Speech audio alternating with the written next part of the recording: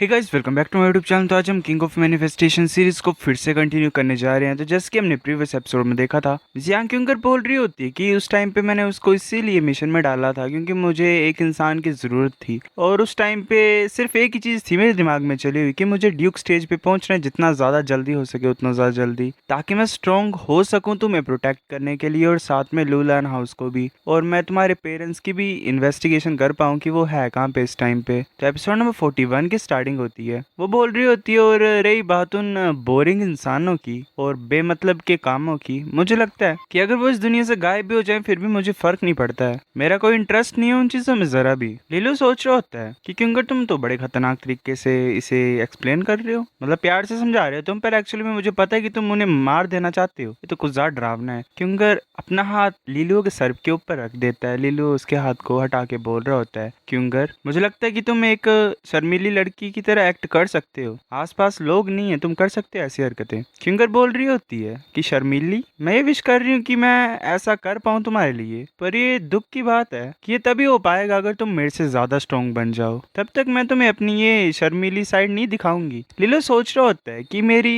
ये जो फियांसे है तो कुछ ज्यादा खतरनाक सी वुमेन है, काफी ज्यादा प्रेशर है मेरे ऊपर। फिर हमें एक और प्लेस दिखाई देता है लेक के पास का। एक इंसान बोल रहा होता है, क्या वो जियांग क्यूंगर का फियांसे है? ये बोल रहा होता है, हाँ, उस इंसान का नाम लीलू है। बाकी बोल रहे होते हैं कि कितना ज्यादा लकी इंसान है वो। मिस्टर ये, तुम लीलू से हर तरीके से अच्छे हो, तुम्हें चांस मारना चाहिए मिस जियांग के ऊपर। इस अपॉर्चुनिटी को मिस मत करो। मिस जियांग काफी ज्यादा सुंदर लड़की है, तुम उस जैसी लड़की को कहीं नहीं मिलोगे। मिस्टर ये बोल रहा होता है कि बेमतलब की बकवास करना बंद करो, हमें ट्रेनिंग करने के लिए वापस जाना चाहिए वरना हमें दोबारा गालियां पड़ेंगी। ये देख रहा होता है साइड आइज से जियांग क्यूंगर और लीलुओ को। वेल, जिस तरीके से देख रहा होता है वो सही नहीं है, ऐसा लग रहा है कि कुछ गलती प्लान करने वाला है वो। फिर ऐसे जियांग क्यूंगर से अलग हो के लीलू अपनी बिल्डिंग में वापस आ जाता है। वो वापस पहुंच जाता है। मैंग बोलती, कैप्टन क्या तुम ब्रेकफास्ट करना चाहते हो? बेचारा जिन्फू कांप रहा होता है खाते हुए। लीलू बोल रहा होता है, नहीं नहीं, कोई मेरे लिए ब्रेकफास्ट ले आया था तो मैं तब मना नहीं कर पाया उन्हें। मैंग मैंग बोल रही होती, क्या वो मिस जियांग थी?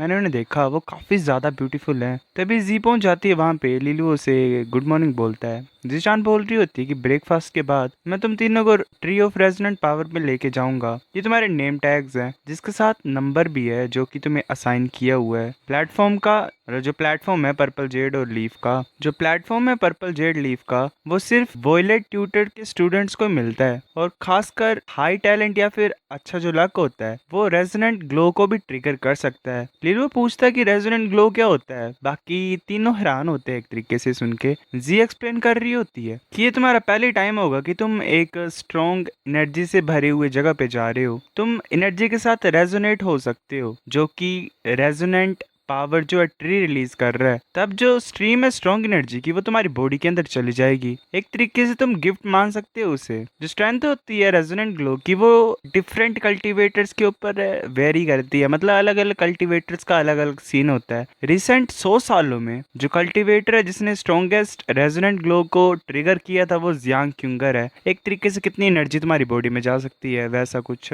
जो ब्राइट क्लियर रेजोनेंट ग्लो था उसने वो फर्स्ट विजिट पे कोज किया था जब वो गई थी वहां पे ट्री ऑफ रेजोनेंट पावर पे। ऐसा बोला जाता है कि वो जो ग्लो था वो पूरे कॉर्नर में फैल गया था, पूरे शहर के। मैंग मैंग बोल रही होती है कि कितने ज्यादा लेजेंड्स हैं मिस जियांग के बारे में, मतलब पुरानी कहानी है। लीलो सोच रहा होता है कि इतनी ज्यादा मिरेकल्स की हैं इसने पास कुछ सालों में। इस तरीके की फियांसे होना तो एक तरीके से ब्लेसिंग है मेरे लिए। फिर ऐसे ब्रेकफास्ट के बाद लीलो और उसके टीममेट्स बिल्डिंग को छोड़ के चले गए थे। वो मिस जी को फॉलो कर रहे थे ट्री ऑफ रेजोनेंट पावर की तरफ। वो पहुंच जाता है ट्री के पास। लीलो बोल रहा होता है कि अभी तो हम ट्री के ऊपर भी नहीं चढ़ रहे हैं फिर भी मैं एनर्जी को फील कर पा रहा हूँ। ये किस ज्यादा मतलब कुछ ज्यादा रिफ्रेशिंग है, ये तो एक पैराडाइज की तरह है। वो यहाँ वहाँ देख रहा होता है। वो एक साइड देखता है, उसे यूलांग दिखाई देता है। वो बोलता है, यूलांग काफी ज्यादा लंबे टाइम बाद हम मिल रहे हैं ना? यूलांग लीलू की तरफ देखता भी नहीं और उसे बोलता है साइड हो जाओ। वो सीधे बाई मैंग मैंग के पास पहुंच जाता है और उसे हेलो कर रहा होता है। मैंग मैंग काफी ज्यादा हैरान हो कि बोल रही होती है क्या? तभी जो बाई मैंग मैंग की सिस्टर होती है वो गुस्से से बोल रही होती है कि तुम क्या सोच रहे हो, क्या कर रहे हो तुम? वो फिर मुड़ के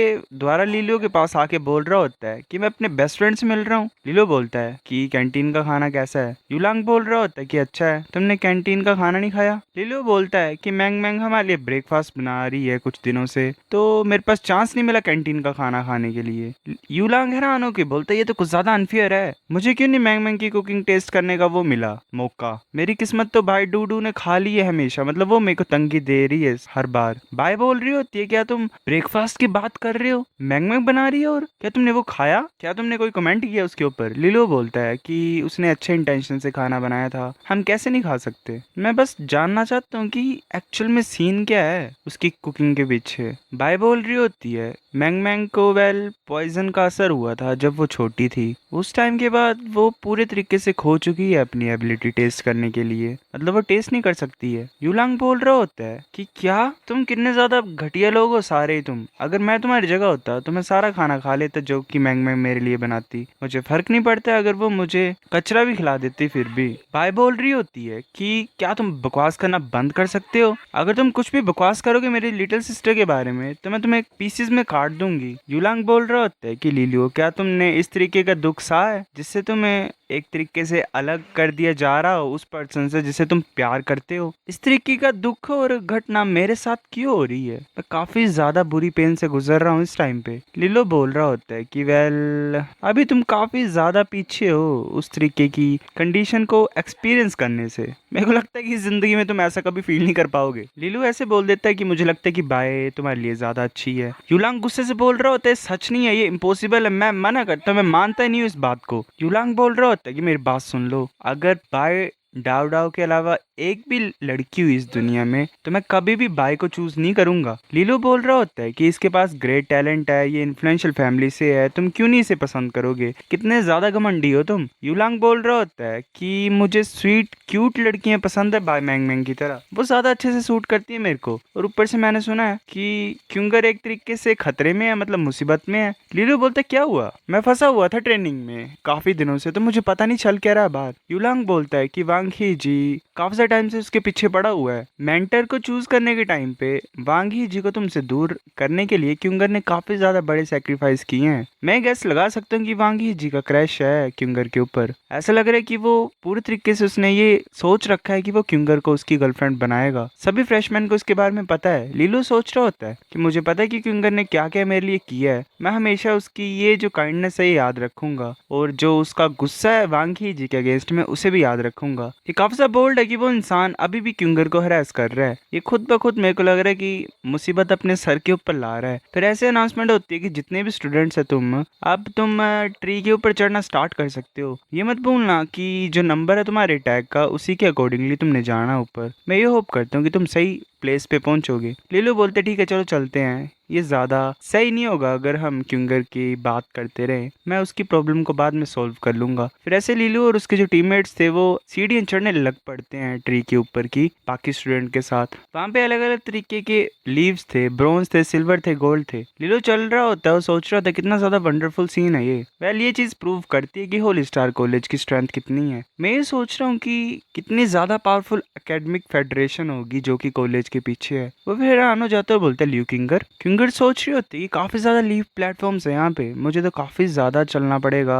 पर्पल जेड लीव तक पहुंचने के लिए। लिलो बोल रहा होता है कि देखो ये ब्यूटीफुल लेडी नहीं है यहाँ पे, ये साउथ विंड एकेडमी की नहीं है। ल्यू किंगर बोल रही होती है कि मैं तो ये सोच रही थी कि तुम मुझे भूल गए हो, इतने ज्यादा नए दोस्त है तुम्हारे, तुम्हें ये सोच सकती हूँ कि तुम अपने पुराने स्कूल मेट्स को भूल जाओगे। लिलो बोल रहा होता है कि अब तो तुम बकवास ही कर रहे हो, हमारा जो रिलेशनशिप है वो कभी खराब नहीं हो सकता, चाहे जितने मर्जी मेरे न्यू फ्रेंड्स क्यों ना बन जाए। ल्यू किंगर बोल रही होती है कि किस तरीके का रिलेशनशिप है मेरा और तुम्हारा। लिलो बोल रहा होता है कि हम वॉर के टाइम के दोस्त हैं, हमारी फ्रेंडशिप काफी ज्यादा क्लोज है, उतनी क्लोज जैसे कि मेरी यूलांग और जाओ क्वाओ के साथ है। एक्चुअली मेरे पास कोई आइडिया नहीं है हम चार क्यों नहीं एक टीम बनाते, हम चारों साउथ विंड एकेडमी के हैं, अगर हम टीम की तरह अपेयर होंगे तो मुझे लगता है कोई भी हमें चैलेंज नहीं करेगा। ल्यू किंगर मुड़ जाती है और बोलती है कि मेरा लीव प्लेटफॉर्म आ गया, मुझे जाना चाहिए। वो सोच रही होती है कि लिलो कितना ज्यादा बेवकूफ है, एक टीम, वो भी 4 ग्रेजुएट्स के जो कि साउथविंड एकेडमी के हैं, ये हो ही नहीं सकता है। तुम और तुम्हारे वो 2 बेवकूफ दोस्त शायद ट्रियो बना सकते हैं, मैं नहीं ज्वाइन करना चाहती तुम जैसे बेवकूफों को। लीलो सोच रहा होता है क्या मैंने कुछ गलत बोल दिया, शायद